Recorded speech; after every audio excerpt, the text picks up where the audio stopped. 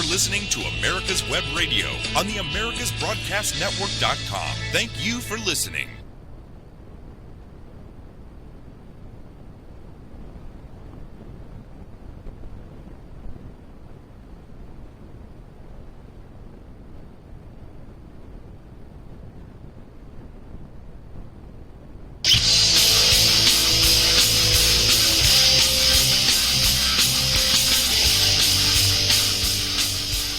And welcome, folks. Welcome. You are listening to America's Web Radio, your one-stop shop for amazing shows. And this is, I think one of the better of them. No, they're all good shows, folks. But you are tuned into America's Web Radio. This is On Point with Victor.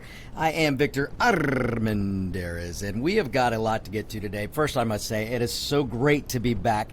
My apologies for missing the last couple of weeks. A couple of weeks ago, we did the show from Orlando, and that was a blast. That was a lot of fun. Orlando, man, Florida, what a great state that is, and great governor they have, and hopefully Georgia can take some lessons from what's going on down there in Florida. Florida's rolling out that vaccine. They're doing a good job. Georgia's not doing a bad job with the vaccine either. Some of the issues that you're hearing, it isn't Kemp's fault, folks. Actually, Georgia's got a good rollout plan. A lot of the problem is some of the hospitals and the way they're hoarding the vaccine. But that's a whole nother story for a whole nother time. We have too much other things to speak about. But it is awesome to be back. I hate missing shows, so my apology for last week. But we've got to get into so much. We're loaded for bear, so you're going to want to tune in very closely today and hear, you're going to want to just be on the edge of your seat on every word that I put out here today. So some of it might make you mad. Some of it might fire you up.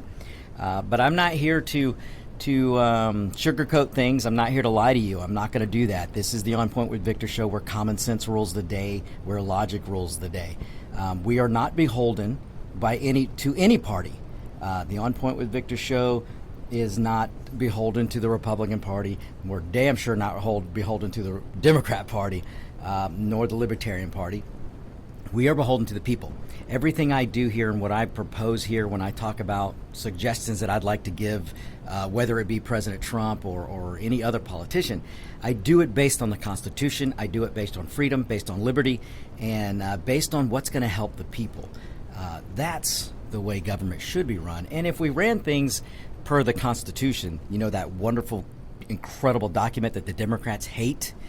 Folks, there's a reason the Democrats hate the United States Constitution. So you've got to understand that.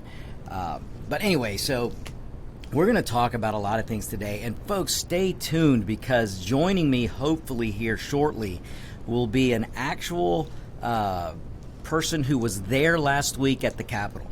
I don't have a whole lot to say about that because I think it's ridiculous what the Democrats are doing. And I will get into why the Democrats are doing what they're doing, why the Biden team is calling up they're calling up actual active military folks. The Pentagon signed off on this, and what a horrible precedent to set.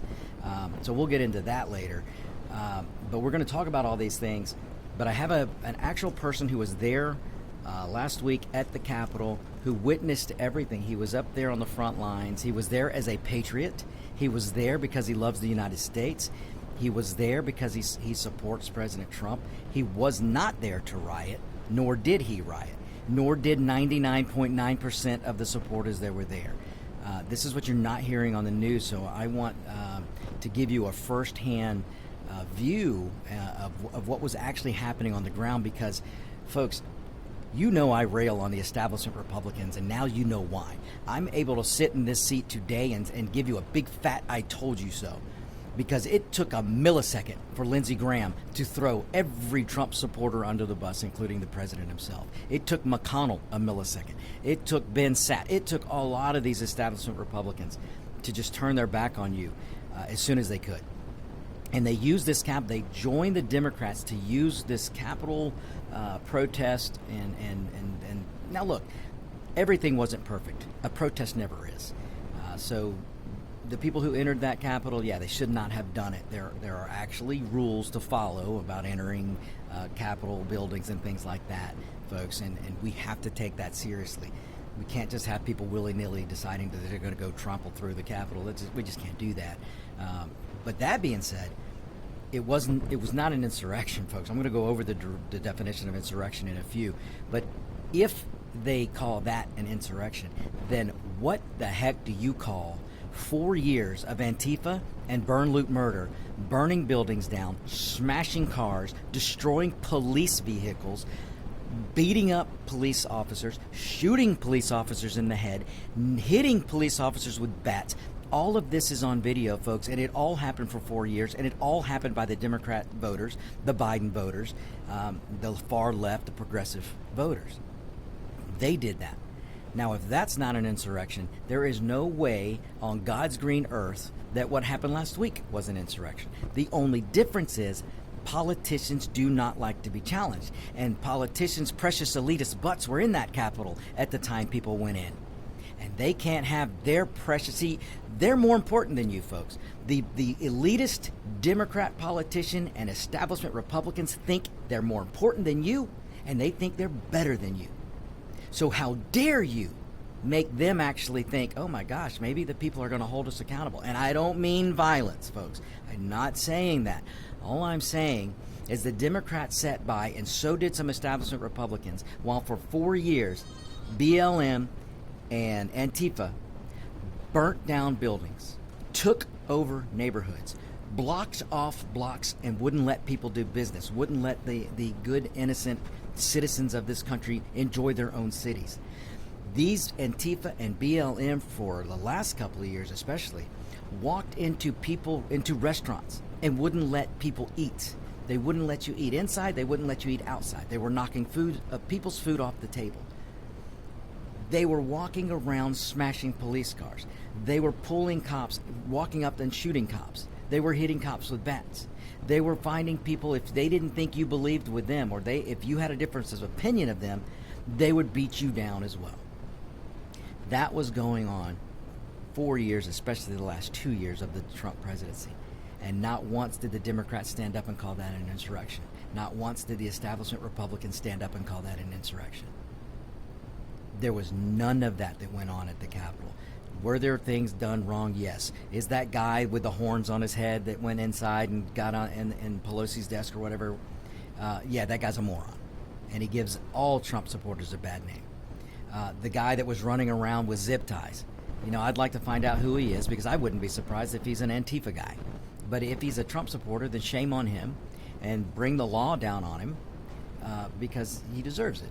And he makes Trump people look bad, or Trump supporters or American supporters look bad. But they don't speak for all of us, folks. As my guest today is going to speak to, there were hundreds of thousands, 200 or so more thousand patriots that were at the Capitol. And they were peaceful. And they didn't do anything wrong, folks.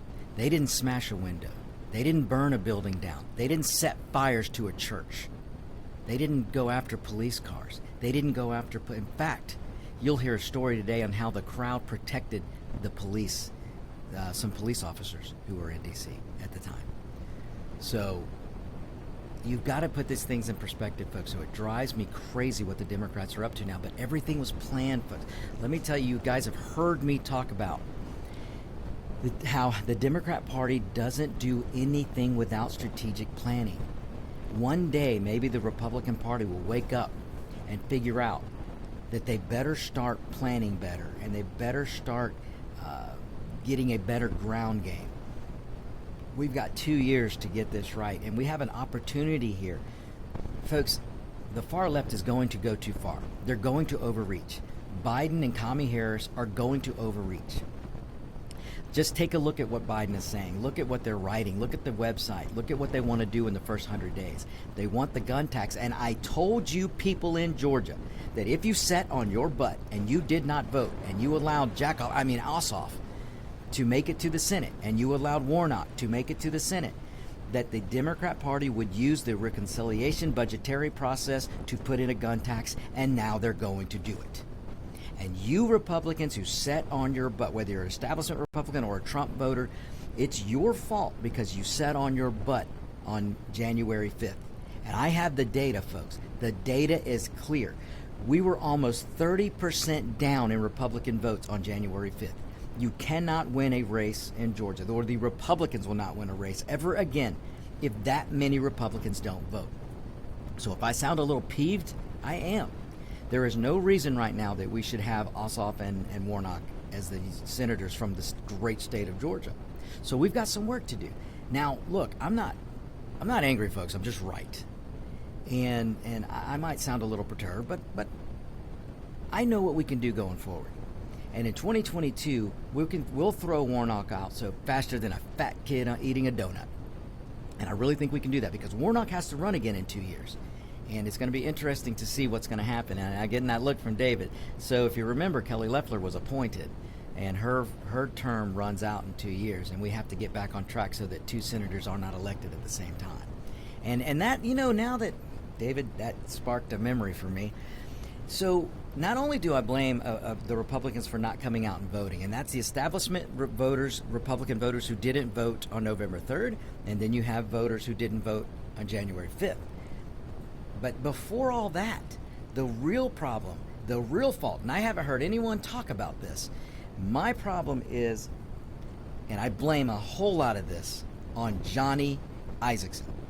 If you remember, Johnny Isakson was very, very ill and should have never run in 2016. In fact, I ran in 2016, and while I was running, I was begging the Isakson team for Isakson to go ahead and resign and retire and let the people of Georgia pick a new senator for 2016.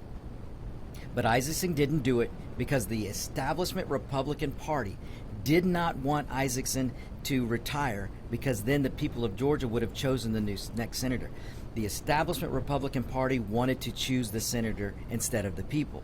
So they convinced Isakson, or worked with Isakson, for him to run in 2016, win the race, because they knew he would win. And then 2 years later, what happens? Isakson retires. And then what happens? The governor of the state of Georgia gets to appoint a senator in his place, and that person was Kelly Loeffler.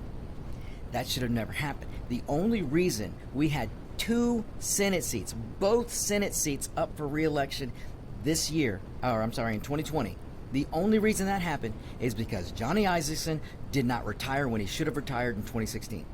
And then we should have had a normal election for a new senator. And then that new senator wouldn't be up for re-election until 2022. And therefore, the Republicans would still be in control of the United States Senate right now.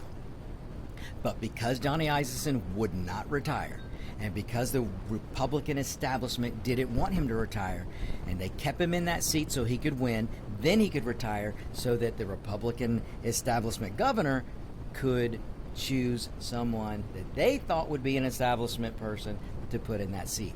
That's what happened, folks. And that, I don't hear anyone else talking about that, but that's the kind of analysis you're going to get from me. Because, folks, I don't care if you're a Republican, a Democrat, a Libertarian, whatever. If you are too ill to do the work, then you shouldn't stay in the freaking seat. The power shouldn't be that great to you, but it is, folks, and this is the problem. And this is what happened in 2016 when Isakson he knew he would never be able to finish out his 6-year term. So he should have just said, you know what? I've had my time. I've been here for a long time. I'm ill. I need to go spend time with my family. I'm out. I'm retiring. Let somebody new and fresh, let there be a fresh primary, and let the Georgians pick a good new Republican. But the problem was, folks, in 2016, Donald J. Trump was running, and the conservative movement was afoot. And the Republican establishment in Georgia did not want a conservative. They didn't want another David Perdue. Let's put it that way. Let's be honest, folks. When David Perdue ran for the first time, the establishment Republicans couldn't stand him, and they did everything to take him out, but he beat them. David Perdue was Trump before Trump was on the scene, because David Perdue here in Georgia had never served in politics. He was just a businessman, a very successful businessman. And then he decided, I'm going to run for Senate, and he did, and he won. And the establishment couldn't stand him when he ran. And now, here we are. Here we got to 2016, and Isakson should have stepped aside, but they said, no, let's don't do that. We don't want another David Perdue. So, folks, these are the things that you've got to think about and you've got to remember. All right, we're going to take our first break. Just saw the clock. All right, we're going to the first break. We're going to be right back. Don't you go anywhere. This is the America's Web Radio. We are On Point with Victor. Hi, I'm Lee Greenwood, and I am so proud that the Warriors for Hope group has asked me to host their first annual fundraising event to benefit St. Jude Children's Research Hospital and Warriors to Citizen on January 28th. I'm looking forward to some very impressive people talking to us about social responsibility and the need to help worthy people with long-term physical or psychological issues. It's going to be a great show with a great cast, I promise. And hey, I might even sing. Go to Warriors for Hope website to register and donate to support our cause. And I can guarantee you he's going to sing, as a matter of fact. And they'll be not giving away, but have some signed guitars in the auction and many, many other products. And I've got a call in for Rocky Blyer. He's going to give out some sweatshirts, and I've got a call in from him asking if they've been washed or not. That they might be more valuable with his sweat on them than they are all clean. But we'll see. And that's January the 28th. Be sure and mark your calendar. Oh, and this coming Friday, we're going to have more details on when the Warriors to Citizens director and the St. Jude's representative will be here, and I think Rocky Blyer will be on the phone with us. So tune in on Friday at 10 a.m. Join me, Roger B., every Tuesday at 1400 hours right here on America's Web Radio for the Locked and Loaded Show. We will talk about guns, weapons, ammo, gun accessories, prepping, and so much more. So be sure to join us every Tuesday at 1400 or 2 p.m. for Locked and Loaded on America's Web Radio. Hi, this is Rocky Blyer, and I hope you'll make plans to join us on January 28th for Warriors for Hope. I'm thrilled to be a part of this virtual fundraiser for St. Jude's Children's Research Hospital and Warriors to Citizen. These organizations do so much to support veterans, first responders, and families who have been touched by pediatric cancer. I would also like to thank David Moxley and his show, David's Pick, here on America's Web Radio for supporting Warriors for Hope. And I know you'll want to join in and support this event as well on January 28th. So visit warriorsforhope.events. That's warriors and the number 4, hope.events. You can make a gift and reserve your seat for this virtual benefit. Again, that's warriors and the number 4, hope.events. Thanks for your support, and we'll see you at noon on January 28th. And these two organizations are just absolutely fantastic. And if you're not familiar with Warriors to Citizens, this is a much, much needed organization that just came about not that many years ago. I think 4 years ago, 5 years ago. 2000, maybe it was 2004. Maybe I've got my fours mixed up, but that's neither here nor there. What is important is what they do. And they offer to the vet that's coming back from a situation, if he or she is having problems adapting and the transition back from warrior to being a citizen, is they're having problems, PTSD, any number of different problems, but they will help you solve it and get out of it. Now, Warriors to Citizens is a great, great organization. So, with that being said, you're listening to America's Web Radio and On Point with Victor, so let's get back to her. And we are back, folks. Thank you, David, so much for those awesome words, and I cannot wait to hear Glenwood. I always say that.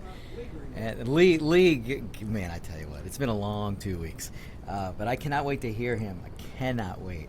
That's going to be so awesome. He's going to be introducing a new version of God Bless the USA. Oh, no way. Yeah, it's already written, and you maybe get just a touch of it on America's Web Radio before the event. So probably first on America's Web Radio. That is awesome. Oh, I can't wait, folks. Make sure you're tuned into that.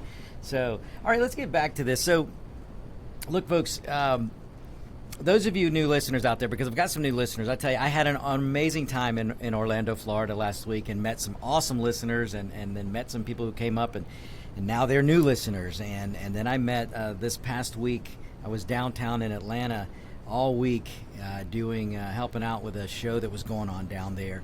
And let me just say this, kudos to the Vegas Atlanta market. The Atlanta Market Vegas, I should, it's called the Atlanta Market now, so we'll go with that. But they did a fantastic job. They put on a big show. They had not a ton of people, but they had a good amount of people show up to this convention. They did the mask protocols and all that, which is fine. And people were engaging in commerce, and it was awesome. It was so nice to see. So kudos to them. Put on a very good show. And I was able to meet lots of new listeners. So welcome all of you new listeners out there. We've got new listeners in California, new listeners in Pennsylvania, some new listeners in Utah. I mean, it's just amazing the reach that we have with this show. And I thank all of you. So, but just so you know, you new listeners out there, and maybe you the old listeners didn't know this either.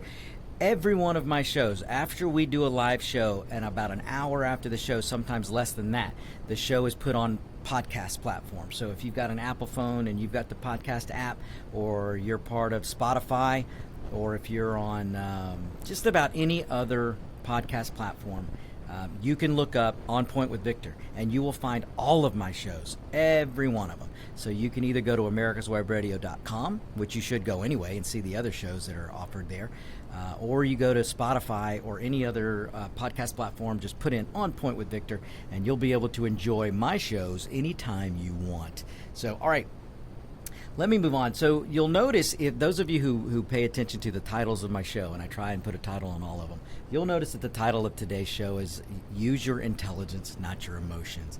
So, folks, here's what we've got to do going forward. I understand, and I am a Trump voter. I think his policies were some of the best policies, if not the best policies we've seen since Ronald Reagan.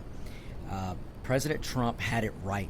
Putting America first is not a bad thing, and it blows my mind that the media has been able to convince people out there that somehow putting American citizens first is not a good thing.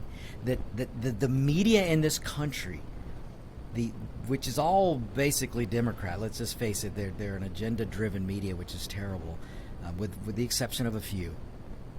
But somehow they've convinced a lot of you people out there that putting America first is wrong. Somehow putting the American citizen first is racist. That is asinine, ladies and gentlemen. Asinine. When you look at putting the American citizen first, nobody knows what color that American citizen is, nor does anybody care. In fact, ladies and gentlemen, yesterday was the birth date of Martin Luther King. MLK. Do you realize MLK would be rolling over in his grave right now if he saw what today's Democrat Party was doing? If he saw what Antifa was doing, if he saw what the burn, loot, murder crowd is doing, Martin Luther King would have no part of that. Martin Luther King's biggest wish among the people were two things: nonviolence, and judge someone not by the color of their skin, but by their character. If you remember the most famous thing that Martin Luther King said over and over and over, was, "Do not judge me for my skin color, but you judge me for my character." And his wish was for his children and children's and children and children to be judged by their character, be judged by their quality, be judged by their work, be judged by their ethics, but not by the color of their skin. And ladies and gentlemen, which party today bases everything on the color of your skin? That would be the leftist Democrat Party. So, folks, Martin Luther King would tell you today that he would, and I promise you, he would not be associated with any of the things going on today in his name. The Democrats use MLK's name, and look what they do. Folks, they are bastardizing the remembrance and the legacy of Martin Luther King, and it's a shame. You know, the legacy of Martin Luther King stands with Abraham Lincoln, not with any of the Democrats you're seeing today. And it's just awful that the the black culture right now is being controlled by the Democrat Party, and that they can take MLK's name and use it to try and rebel rouse the black culture, when all they're doing is holding the black culture down. They're holding them down, and they're also trying to do it to the Hispanic culture. It's a sad thing. But we'll get to that in some maybe later in the show, or maybe on a whole nother show, because I could do a whole nother show on how the Hispanic culture and the black culture is just being decimated by Democrat policies. It's terrible, folks, but it's the truth. So, but let me explain this, what I mean by we've got to use intelligence instead of emotion. Folks, everything the Democrats do, everything the socialists do, from Pelosi to AOC to Schumer to all of them, whether they're the Democrats or the Bernie Sanders Democrat Socialist Party, or they're the whack job straight up socialists that AOC wants to be, or you're talking the Marxists such as the BLM movement. When you talk about all those things, they all base decisions on emotion. Everything is emotion driven. And folks, we as whether we're Republicans, whether we're independents, whether we're libertarians, or just straight up constitutionalists, we can never ever let our emotions get the better of us. And that's what's happening, folks. That's what's been happening ever since November 3rd. November 3rd, when President Trump didn't win, too many Trump supporters let their emotions get out of check. And I think President Trump let his emotions get out of check. And before you get mad at me and send me hate mail, I know there was fraud, folks. But there wasn't enough fraud in Georgia. It was turnout problem in Georgia. I know there was fraud in Pennsylvania and other places, folks, but turnout's going to beat fraud. I know it will. We've consistently beat fraud over the years with turnout. So to let our emotions now get the best of us and just say, I'm not going to play the game anymore because they're cheated, or I'm just going to throw and kick my can down the road and I'm going home because they cheated. We can't do that. Folks, we can't. We have to pick up the pieces right now and use our intelligence, not our emotion. Put the emotions in check. Okay, we're not going to have President Trump for 4 years, but you know what? We can intelligently figure out what we've got to do. We know that we have to force the state legislature. Look, folks, more state legislatures in the United States are controlled by Republicans and conservatives. That's an amazing thing. So we as people, we can't leave the playing field. Do you think when Tom Brady lost the game that he stomped off the field and said, hey, the other side cheated? Do you think when Tom Brady had maybe the referee went against Brady? And maybe it was a bad call. Everybody saw it on the video. It was a bad call. It was a wrong call. Did Brady leave the field and say, well, they cheated, I'm going home? No. That man figured out in 5 minutes how to beat the Falcons when they were down 30 freaking points. That man figured out how to beat the Saints when they were down 20 points or 10, whatever points it was. So the point is, if you leave the playing field, you lose every time. If you don't vote, you lose 100% of the time. So we cannot let our emotions say the other side cheated, so we're going home. We did that 2 weeks ago. And now we have 2 Democrat senators from the state of Georgia. So we can't do this anymore, folks. So put the emotions in check and let's start using intelligence first. So let's force, here in Georgia, we're going to demand that Governor Kemp and the Georgia legislature fix absentee balloting. We're going to demand that they make some election changes so that it makes fraud harder and harder and harder. And then we need to make sure, and this is something President Trump can do for the next 4 years, he can go around. I think President Trump ought to continue his rallies every month because we've got to push the state legislature to fix their voting, the election systems in their states. So, all right, folks, we're up against the next break. I know it's flying by. Don't you worry. We will be right back. This is America's Web Radio, On Point with Victor. Hi, this is Rocky Blair, and I hope you'll make plans to join us on January 28th for Warriors for Hope. I'm thrilled to be a part of this virtual fundraiser for St. Jude's Children's Research Hospital and Warriors to Citizen. These organizations do so much to support veterans, first responders, and families who have been touched by pediatric cancer. I'd also like to thank David Moxley and his show, David's Pick, here on America's Web Radio for supporting Warriors for Hope. And I know you'll want to join in and support this event as well on January 28th. So visit warriorsforhope.events. That's warriors and the number 4, hope.events. You can make a gift and reserve your seat for this virtual benefit. Again, that's warriors and the number 4, hope.events. Thanks for your support, and we'll see you at noon on January 28th. Ladies and gentlemen, boys and girls of all ages, join me, Roger B., every Tuesday at 1400 hours right here on America's Web Radio for the Locked and Loaded Show. We will talk about guns, weapons, ammo, gun accessories, prepping, and so much more. So be sure to join us every Tuesday at 1400 or 2 p.m.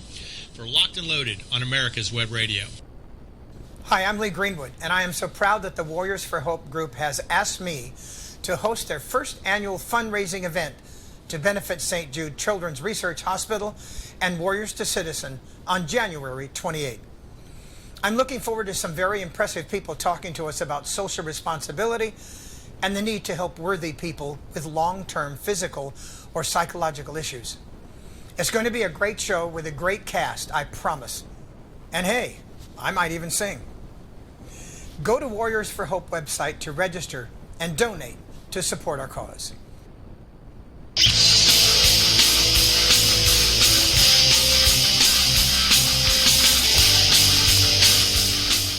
And we're back, folks. We're back. Thank you so much. And I've got some comments pouring in from some listeners. I got a listener that pointed out, and yes, I do believe MLK was a Lincoln Republican. You know, he was not a Democrat by any means. And that's what I mean by how today's Democrat Party have basically seized the memory that is and the legacy that is Martin Luther King. Folks, go back and, you know, if you're out there and you're a listener, if you're listening right now, go do some of your research and look up Martin Luther King. Read some of his passages and read what he talked about. He would never, ever, ever, ever be part of what the burn, loot, murder crowd is doing now. He would never, ever be part of what Antifa is doing now. He would never be part of this socialistic view that the Democrats are taking. Martin Luther King believed that America was an amazing place because the United States Constitution gave the power for men to be free. And when I say men, I mean men, women, children, everything, because that's the context of the United States Constitution. The United States Constitution gave the people the power to tell government they were doing it wrong and force the government to make the changes. The United States Constitution is the only document on the planet that gives the people, common man, whether you're poor, whether you're rich, or somewhere in the middle, the United States Constitution sees you as an equal citizen. The United States Constitution doesn't see color. The United States Constitution doesn't put you in a box. Elitist politicians put you in a box. You've got to be in the gay box. You've got to be in a militant box. You've got to be in the black box. You're in the brown box or the yellow box. Or you're in the transgender box. Or you're in the box you just don't know what you are box. You're in the land of misfit toy box. It is amazing to me how so many people fall for this. But Martin Luther King would never have done that, because if you read what Martin Luther King, what he was saying, what he was preaching, what he was pushing for, and what he loved, is the fact that United States had a document that said the people will run the government, not the other way around. That the government shall fear the people, not the people shall fear the government. And we need to get back to that, ladies and gentlemen. And let me tell you something. What's going on in Washington right now, what the Democrats are doing, calling the National Guard to D.C., they're doing this not because there's a credible threat. Folks, there is no credible threat. The United States Defense Secretary came out and said there's no credible threat. They know there's no credible threat. Throughout history, folks, find me one example of a conservative movement, the conservative voter, the Republican voter. Find me a time when they go burn buildings down. Find me a time when they light fires. Find me a time when they just go beat up people just because they disagree with you. It doesn't happen.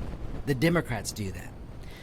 There is no credible threat that any Trump voter or Republican is going to go try and harm anyone tomorrow at the inauguration.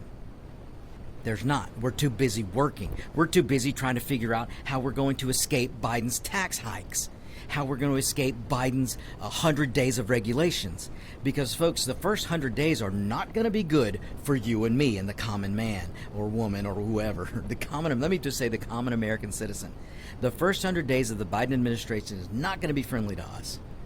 He's already got regulations that he's ready to put back in place, and then some. This is going to be the Obama years on steroids. It's not going to be pretty. So we don't have time as the conservative voter, as a Republican voter, as a libertarian voter, as an independent voter. We don't have time to go riot. We don't have time to go do those things because we're too busy trying to figure out how much do I have to work this year to outrun the mess that Biden is about to make of this economy. But the other side, they'll go riot. The Antifa people that might be in D.C. And look, let me tell you this. Let me make this plea. If you are a Republican voter, if you're a Trump supporter, don't go to D.C. Don't play into the Democrats' hands. Please do not go to D.C. tomorrow. Stay away from D.C. tomorrow as far as you can. Let Antifa go there because Antifa was planning on causing problems. Antifa was going to try and infiltrate any Trump supporter movement tomorrow. Antifa is going to try to get in there and cause problems, and then the media is going to focus in and say, "Oh, look, they're all Trump supporters." Folks, that's going to happen. So if you're a Trump supporter, if you're a Trump voter, if you're a Republican voter, stay away from D.C. Let the Antifa idiots go there and put their thumbs up there, because they won't have anything to do. But chances are they won't be able to stop themselves, so they'll do stupid things anyway. But at least only thing on camera is going to be Antifa acting up the fool. And let the National Guard stomp them down. Let Antifa face the National Guard. I'd like to see that. But folks, what the Democrat Party is doing is all optics. And unfortunately, the Pentagon, the big state is alive and real, folks. And you can call me a conspiracy theorist if you want.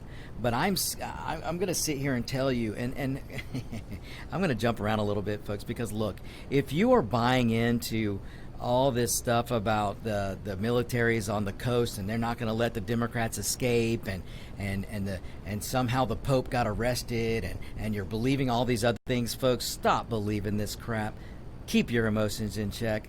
The Democrats and some people who call themselves Republican, Linwood, are out there pushing these ridiculous Simon Parks. They're out there pushing these ridiculous conspiracy theories because they want you to believe it and they want you to make all these actions and reactions so the media and the Democrats can run rampant and make basically do what they're doing now. They come up with these pretend theories that the Republicans are going to attack the inauguration tomorrow. And they come up with this stuff because too many of you are buying into all these conspiracy theories. I'm sorry, folks, the Pope didn't get arrested. You don't need to go run out and buy food because tomorrow the government's going to shut down. There's not going to be power outages. I'm sorry, folks. This just isn't going to happen. But this is what I'm telling you to keep your emotions in check. Be smart. Look, if you're a Republican voter, you're already smarter than the Democrat voter.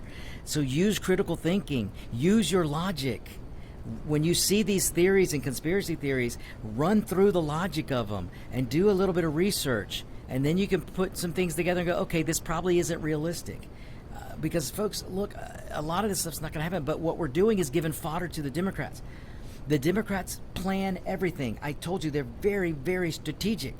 So what they're doing now is they're optimizing the optics because they have all the help from the FBI and the big state. And when I talk about the big state or the deep state, I'm talking about all the bureaucrats that have been put in place since the Clinton years, the Bush years, the Obama years. They put so many bureaucrats. These are unelected people that make up Washington. They're the ones that come up with these ridiculous regulations. They're the ones that sit around getting paid to do nothing but come up with ways to obstruct your everyday life. And if they don't come up with ways to obstruct your life, then they don't have a purpose. So that's why they come up with these ridiculous regulations. This is the deep state. This is what I mean by the deep state. There may be conspiracy theories out there, but let me explain. When I talk about the deep state, when I talk about the big government state, I'm talking about the bureaucracy, the bureaucrats that were put in life appointments. and the bureaucrats that are just put in place with these stupid programs that no other president will get rid of because it's so hard to get rid of a government program. So you've got it from the Carter years to the Clinton years to the Bush years, maybe some of them under the Reagan years because the Democrats controlled everything except the executive branch under Reagan. But the Obama years, especially the Obama administration accelerated creating government programs and exploding the bureaucracy. And these people are in place. This is why Trump had such a hard time for 4 years. Folks, you want to talk about insurrection. I had a great listener that chimed in just a little bit ago who pointed out there's an insurrection been going on for 4 years. The Democrat Party, they lied about the Russian collusion trying to go after Trump and overthrow a duly elected president. For 4 years, the Democrat Party tried to remove a president that we, the people, elected just because they don't agree with him. And they lost power. Can't have that. And the biggest reason they hate Trump, and I've told you guys this before, and you should not doubt me, the biggest reason that the Democrat Party and the establishment Republicans, including Lindsey Graham, including McConnell, the reason they hate Trump is because he was an outsider that came into Washington and showed the American people things can get done. If you look back, all you heard during the Obama administration, the Clinton administration, the Bush administration, both Bushies, all you heard was, this can't be done. This can't be done. If you try and run as an outsider, the Republican Party, the establishment Republican Party is going to look at you and go, oh, no, you can't do that. You don't know how Washington works. Well, Donald J. Trump blew that theory out of the water, and that can't stand. Donald J. Trump arrived to Washington and said, we're going to make things happen. I'm a CEO. I'm not a politician. And I want these things done. And he was making it happen. And the Republican establishment party hated him for it. And the Democrat Party damn well hates him for it. They do not want the American people to wake up. Folks, we've talked about this before. A dumbed-down populace is a populace that can be ruled. And the Democrat Party wants to rule you. They want to rule and control every aspect of your life. And we, the people, have a document called the United States Constitution that's on our side. But we've got to be smart. We've got to use our intelligence. And we have it, folks. We do. We do. We just got to keep our emotions in check. So I've explained to you here, and don't doubt me, but the Democrat Party and the Republican establishment, I wouldn't be surprised if a lot of them planned this whole thing together. They completely planned what's going on. And that's where the optics come in. Because they want you, the voter, especially you Trump voters, they want the country to think that the Trump voters are all bad, racist people about ready to go shoot up the place. They want you to think that it's the Republican voter, the Trump voter, that goes and burns down buildings. They want you to think it's the Republican Trump voter that wants to overthrow the government. They want you to think these things. So what are they doing? They're called up the National Guard. The Pentagon is actually sending active military to D.C. Folks, that is illegal, but they're doing it anyway, and they're going to get away with it. So when we get back, I'll go into that a little bit more. This is the On Point with Victor show. I'm Victor Armendariz. We'll be right back. Ladies and gentlemen, boys and girls of all ages, join me, Roger B., every Tuesday at 1400 hours right here on America's Web Radio for the Locked and Loaded Show. We will talk about guns, weapons, ammo, gun accessories, prepping, and so much more. So be sure to join us every Tuesday at 1400 or 2 p.m. for Locked and Loaded on America's Web Radio.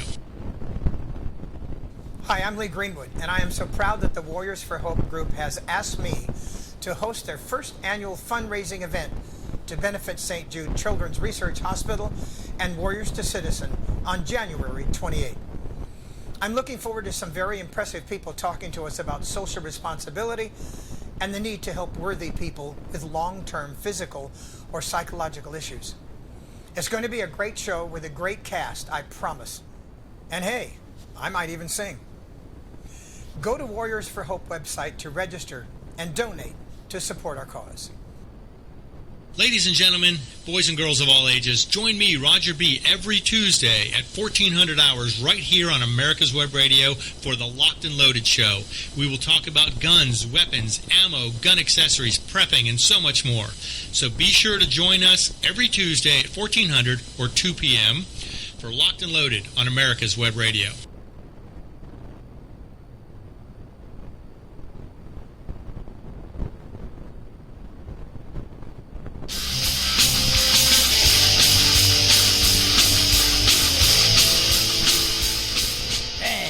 And welcome back, folks.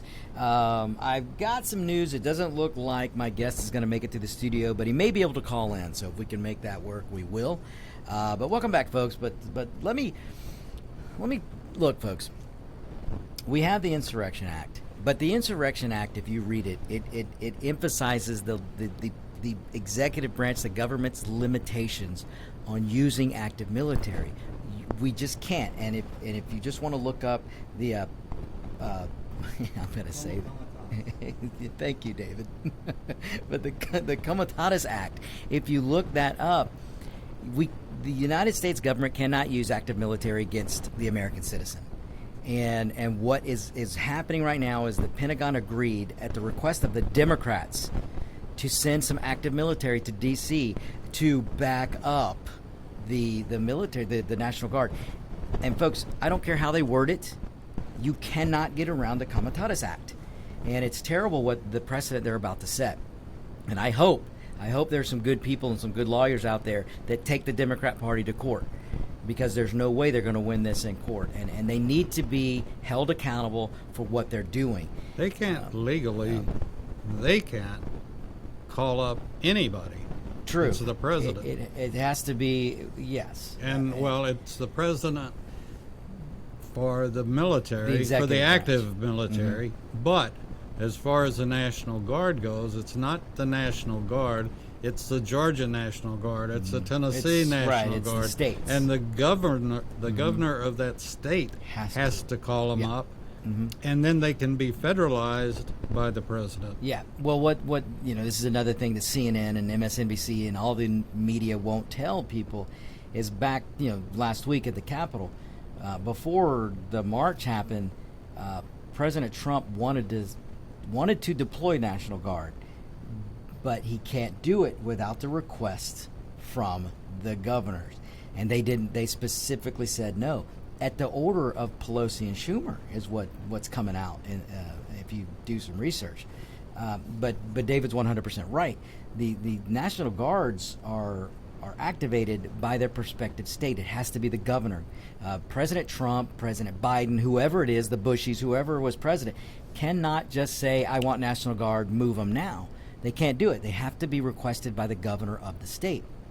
And when it comes to active military, you've got one commander-in-chief, folks, and that's the president. And right now, the president is still the President Trump. But the Pentagon, and this is what I mean about bureaucrats, the Pentagon has way too many bureaucrats. They've got these military generals who are ready to retire or getting close to it. They're not thinking militarily anymore. They've been consumed by the bureaucracy. And the Pentagon is, at least the last I saw, okayed 700 and something troops at the request of Pelosi and Schumer and these bozos to send them to D.C. That is completely circumventing the way this should happen, as David pointed out.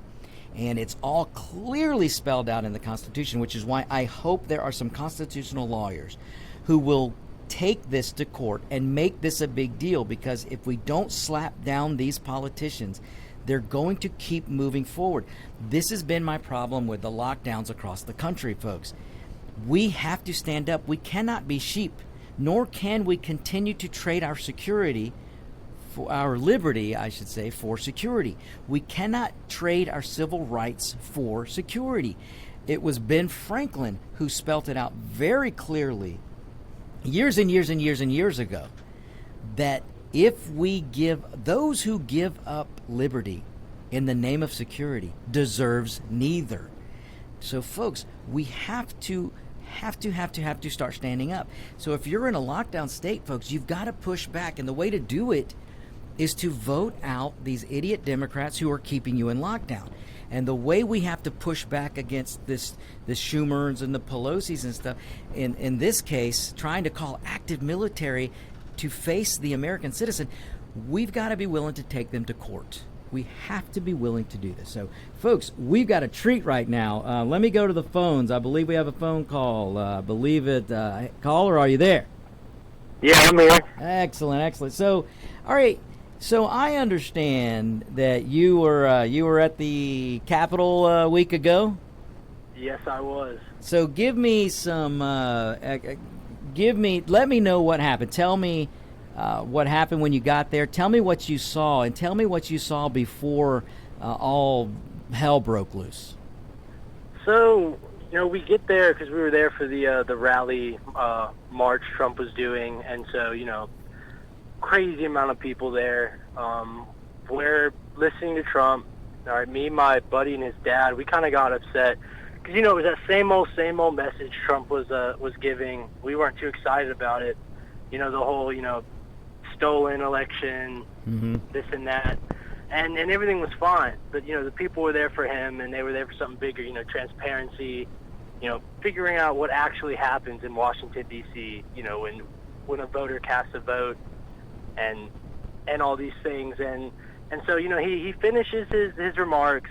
We, then, march to the Capitol, as everyone saw on the mainstream, but the march biased news networks. But the march was peaceful. In fact, if you listen to Trump's speech, did he not say peacefully march? Oh, he 100% did. Why would he tell us to go sack the Capitol? It's unintelligent to blame someone for something because why would you say that? It's very it's the law, and right. It's simply unintelligent. Well, see, here's the thing, and this is awesome. I'm glad you used those words, because my whole premise of the show today is to use intelligence and not emotions.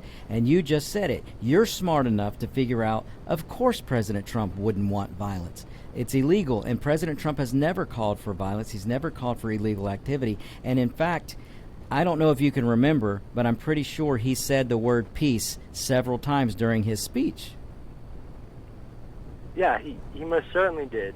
But, and we kept that in mind. Everyone had that in mind when we got to the Capitol. Nobody was, there were people here and there, but it was funny to see who were the ones, cussing at the cops and throwing stuff. And it would be this, pothead-looking white dude with dreadlocks.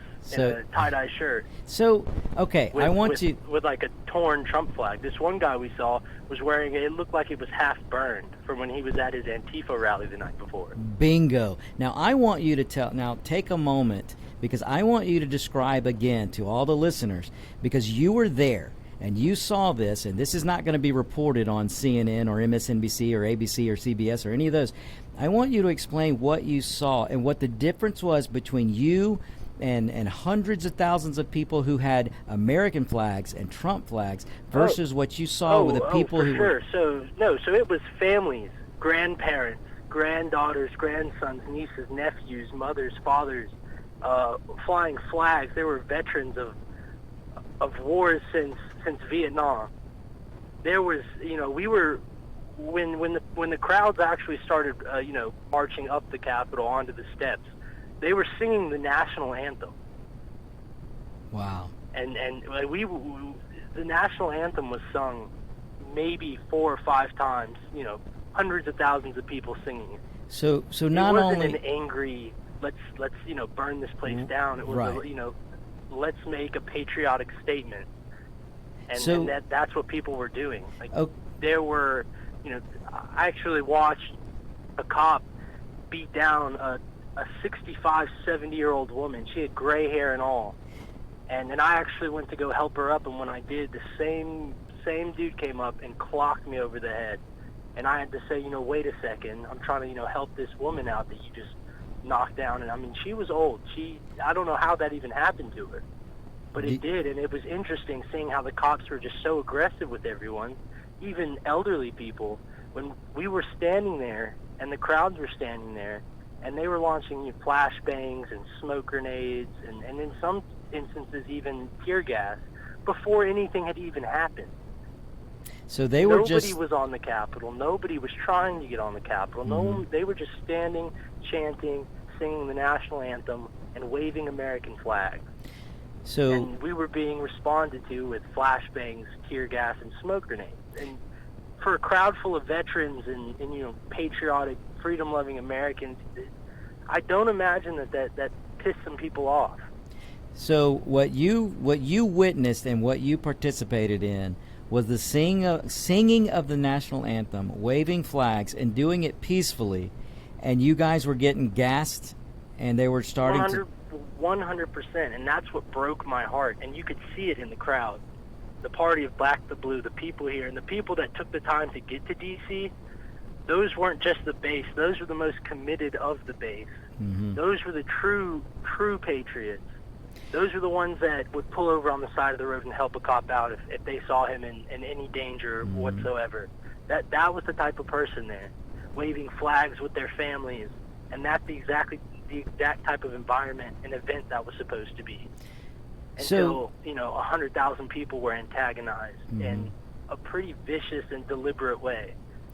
So it would probably be safe to me, which has been my theory, to assume that the Democrats had a plan, and maybe some of the establishment or all of the establishment, they wanted to provoke you. They wanted to provoke the crowd so they could get some optics. 100%, and I have no doubt about it, because when I could see everyone up on the inaugural stage, don't get me wrong, there were some people that were a lot more pissed off than others trying to go in, but the cops did their job, and there was no way anyone was getting in that building. There was no way. And there were thousands of people on the other side of that doorway. Mm-hmm. There was not a chance. They didn't You mean budge. police officers? The police officers did not give an inch of ground because they did their job. And nobody was upset with that because that's what they're supposed to do. Right, and you said before that the 99% or so of the people, you guys are the ones that support the blue, not the Democrats. Oh yeah, and there were the people that we went ahead and assumed were Antifa, and they would drag a cop out of the tunnel, and they would start beating on him. And you know what happened when the crowd saw that? 5 or 6 dudes would walk up, and they would knock the dude around who was messing with the cop. Okay. They cut them no slack, and they walked the cop. They would protect him and defend him, and they would walk them around until they could get him, back with his, fellow police officers. That's the type of people that were there. Not rioters, not domestic terrorists, people that went out of their way to defend, a lone cop. Okay. Probably scared out of his mind in a crowd of angry people. That is absolutely amazing. Listen, I'm going to have to cut the call here, but I want you to come back on. I'm going to get your information. We're going to schedule this. So, folks, you heard it right there. We're going to get into more of this. We'll do it next week. You guys have a great week. We will be back. This is the On Point with Victor show. Thank you so much. Hi, this is Rocky Blair, and I hope you'll make plans to join us on January 28th for Warriors for Hope. I'm thrilled to be a part of this virtual fundraiser for St. Jude's Children's Research Hospital and Warriors to Citizen. These organizations do so much to support veterans, first responders, and families who have been touched by pediatric cancer. I'd also like to thank David Moxley and his show, David's Pick, here on America's Web Radio for supporting Warriors for Hope. And I know you'll want to join in and support this event as well on January 28th. So visit warriorsforhope.events. That's warriors and the number 4, hope.events